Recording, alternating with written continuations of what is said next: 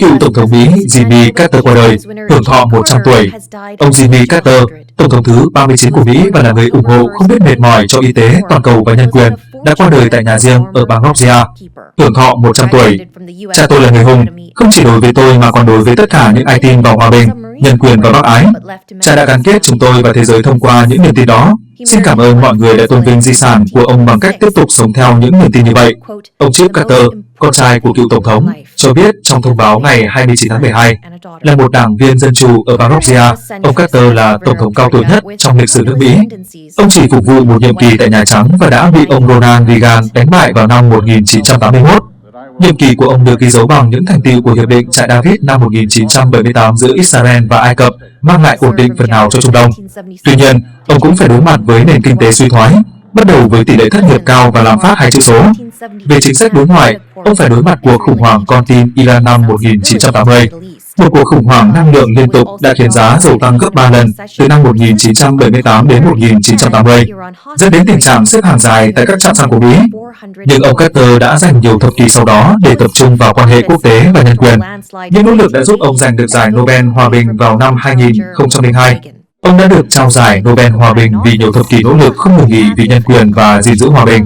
Hoạt động nhân đạo của ông được tiến hành tại Trung tâm Carter có trụ sở ở Atlanta, nơi ông thành lập vào đầu những năm 1980 cùng với vợ, bà Rosalind Carter. Ông Carter đã đi khắp thế giới với tư cách là một sứ giả hòa bình, quan sát viên bầu cử và người ủng hộ y tế cộng đồng. Ông đã đến thăm Triều Tiên vào năm 1994 và Cuba năm 2002. Trung tâm Carter được ghi nhận đã giúp chữa khỏi bệnh mù sông, bệnh đau mắt hột và bệnh chikungunya. Từ hàng triệu ca ở châu Phi và châu Á vào năm 1986 xuống còn một số ít cả ngày nay. Tổng thống Mỹ Joe Biden và đệ nhất phu nhân Jill Biden đã ra tuyên bố ca ngợi ông Jimmy Carter. Những năm gần đây, ông gặp phải một số vấn đề sức khỏe, trong đó có bệnh ung thư hắc tố di căn đến gan và não. Vợ của ông Carter, bà Rosalind Carter, đã qua đời vào tháng 11 năm ngoái, 2 ngày sau khi bà chuyển sang viện dưỡng lão. Khi đó, cựu đệ nhất phu nhân đã 96 tuổi. Họ có 4 người con, gồm 3 con trai và 1 con gái. Tổng thống Mỹ Joe Biden và đệ nhất phu nhân Jill Biden đã ra tuyên bố nói rằng nước Mỹ và thế giới đã mất đi một lãnh đạo, chính khách và nhà hoạt động nhân đạo phi thường. Hơn 6 thập kỷ qua, chúng tôi vinh dự được gọi Jimmy Carter là người bạn thân thiết.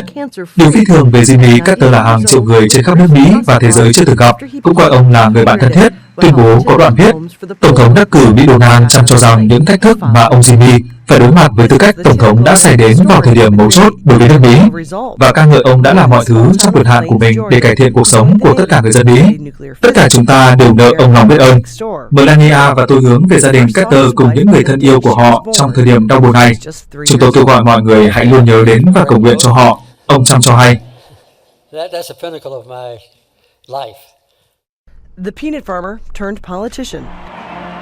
And after one term as the governor of Georgia, he became the Democratic nominee for president, winning easily with a public jaded by Watergate and his slogan, "Trust me." It's a long way from plains to Washington, D.C., but we've made a great deal of progress lately. I, Jimmy Carter, do solemnly swear. In office, his domestic accomplishments were limited, remembered mostly for high interest rates and inflation that led to a recession. His bigger impact was in foreign policy. He brokered peace between Israel and Egypt with the 1978 Camp David Accords, normalized relations with China, and he negotiated the SALT II nuclear treaty with the Soviet Union. But he would later boycott the Olympics there in protest of that country's invasion of Afghanistan. His legacy is most closely tied with this. November 1979.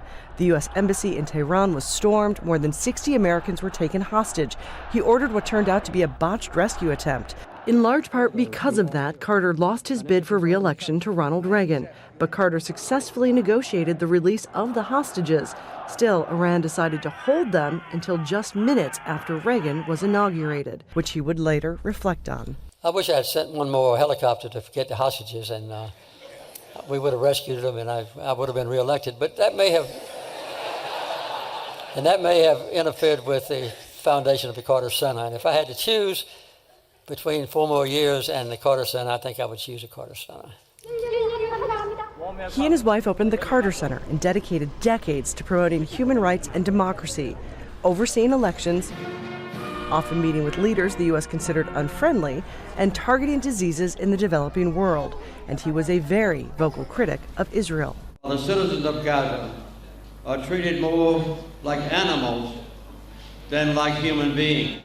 He was a man who reached the height of the presidency, won the Nobel Peace Prize, helped millions by tackling disease and dictators, and promoted peace even when it was controversial back home. His 29th and final book was titled A Full Life. For Jimmy Carter, it most certainly was.